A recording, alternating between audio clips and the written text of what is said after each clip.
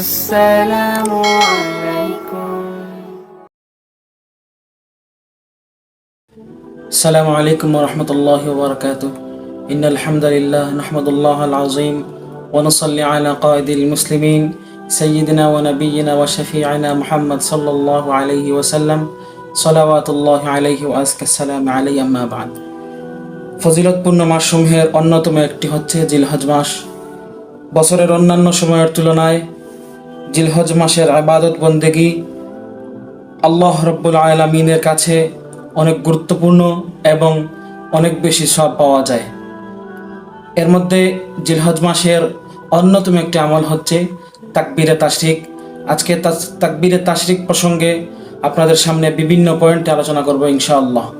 আমরা প্রথমেই জানব তাকবীরে তাশরিক কি। তাকবীরে তাশরিক হলো নির্দিষ্ট দিনে নির্দিষ্ট শব্দাবলীর মাধ্যমে আল্লাহ রাব্বুল আলামিনের জিকির করা, অর্থাৎ আল্লাহ রাব্বুল আলামিনের বড়ত্ব, তার মহত্ব প্রকাশ করা। হাদিসের কিতাবাদিতে এই মহত্ব এবং বড়ত্ব প্রকাশের জন্য অনেক শব্দাবলী উল্লেখ রয়েছে। তন্মধ্যে হাদিস বিশারদগণের সর্বোত্তম এবং সর্বজন বিদিত শব্দ হচ্ছে আমরা যে শব্দগুলো পড়ি, আল্লাহু আকবার, আল্লাহু আকবার, লা ইলাহা ইল্লাল্লাহু, আল্লাহু আকবার, আল্লাহু আকবার, ওয়ালিল্লাহিল হামদ। হাদিসের অন্যতম একটি কিতাব মুসান্নাফে ইবনে আবি শায়বার হাদিস নং 5679 নম্বর হাদিসে তা উল্লেখ রয়েছে।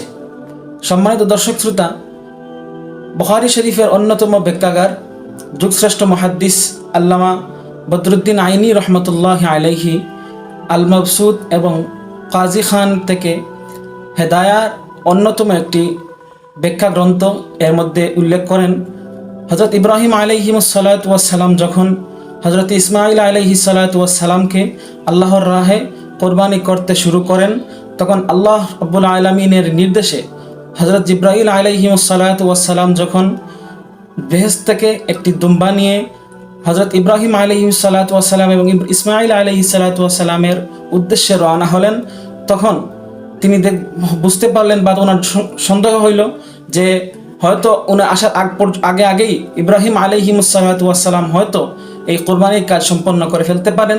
তাই তিনি উচ্চস্বরে সেখান থেকে আল্লাহু আকবার শব্দ উচ্চারণ করলেন। এরপরেই শব্দ শুনে ইব্রাহিম আলাইহিসসালাম আকাশের দিকে তাকালেন এবং দেখলেন হযরত জিবরাইল আলাইহিসসালাম। তখন তিনি সমস্বরে উচ্চস্বরে আওয়াজ দিলেন, লা ইলাহা ইল্লাল্লাহু, আল্লাহু আকবার। অতঃপর পিতার এই আওয়াজ শুনে হযরত ইসমাঈল আলাইহিসসালাম আল্লাহর তাওহীদের অমূল্য বাণী শুনতে পেয়ে হযরত ইসমাঈল আলাইহিসসালাম আল্লাহর মহত্ব, মর্যাদা, শান ও শৌকতের উপর হামদ পেশ করেন। আল্লাহু আকবার, ওয়ালিল্লাহিল হামদ। একজন মহান আল্লাহর নবী, একজন আল্লাহর ফেরেশতা এবং একজন যিনি শিশু আগামীতে আল্লাহর নবী হবেন, এই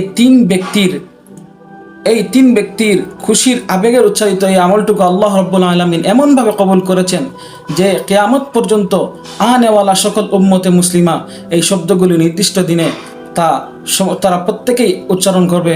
আল্লাহ রাব্বুল আলামিন আমাদেরকে এই আমল করার তৌফিক দান করুন। সম্মানিত দর্শক, এখন আমরা জানব তাকবীরে তাশরিক আমরা কখন পড়ব। তাকবীরে তাশরিক জিলহজ মাসের 9 তারিখ অর্থাৎ আরাফার দিন ফজর থেকে শুরু করে 13ই জিলহজ আসর পর্যন্ত তাকবীরে তাশরিক বলা ওয়াজিব। মুসান্নিফে ইবনে আবি শায়বায় বিশিষ্ট তাবেঈ আল্লামা ইব্রাহিম নাখাঈ রহমতুল্লাহ আলাইহি বলেন, সাহাবা একরাম আরাফার দিন অর্থাৎ 9 জিলহজ থেকেই ফজরের নামাজ থেকেই তারা সকলেই তাকবীরে তাশরিক বলতেন। সুপ্রিয় দর্শক, এখন আমরা জানব তাকবীরে তাশরিক কারা পড়বে। তাকবীরে তাশরিক নির্দিষ্ট দিনে প্রত্যেক বালেগ মুসলমান, নারী পুরুষ, মুকিম মুসাফির, চাই সে গ্রামের হোক অথবা শহরের হোক, চাই সে জামাতে নামাজ আদায় করুক অথবা একা নামাজ আদায় করুক, প্রত্যেকের জন্যই তাকবীরে তাশরিক বলা ওয়াজিব। তাকবীরে তাশরিকের শব্দগুলি আমরা কতবার বলবো? একবার, 3 বার, 4 বার, কয়বার বলবো? এটা আমাদের প্রশ্ন জাগতেই পারে। তাকবীরে তাশরিক এর শব্দগুলি আমরা একবার বলা ওয়াজিব। অনেক ভাইরা 3 বার বলে এটা সুন্নত মনে করে, মুস্তাহাব মনে করে, কিন্তু সুন্নত মনে করা, মুস্তাহাব মনে করা, এটা বাধ্যতামূলক মনে করা, এটা কিন্তু বেদাত। ফিকহের কোনো কিতাবাদিতে 3 বার ওয়াজিব কিংবা সুন্নত কোথাও লেখা নাই। প্রত্যেক জায়গায় বলা হয়েছে একবার বলা ওয়াজিব। এমনকি সাহাবা একরাম তাকবীরে তাশরিকের দিনগুলিতে তাকবীর কীভাবে বলতেন এ ব্যাপারে হাদিসের কিতাবে উল্লেখ রয়েছে। এখানে কোথাও একাধিকবার সাহাবা একরামগণ একাধিকবার তাকবীর বলতেন তা কোথাও কিন্তু উল্লেখ নাই। এখন আসেন প্রিয় দর্শক, আমরা জানবো তাকবীরে তাশরিক উচ্চস্বরে বলবে না আস্তে পড়বে। তাকবীরে তাশরিক প্রত্যেক পুরুষের জন্য, চাই সে জামাতে নামাজ আদায় করুক অথবা একাকী নামাজ আদায় করুক, প্রত্যেকের জন্য, প্রত্যেক পুরুষের জন্য তাকবীরে তাশরিক উচ্চস্বরে বলতে হবে। কেউ যদি উচ্চস্বরে না বলে তাহলে তার ওয়াজিব আদায় হবে না। পক্ষান্তরে প্রত্যেক নারী মহিলারা তাকবীরে তাশরিক নিচু স্বরে বলবে যাতে নিজে নিজে তা শুনতে পারে। সুপ্রিয় দর্শক, আমরা এখন জানবো তাকবীরে তাশরিকের কিছু গুরুত্বপূর্ণ মাসাইল।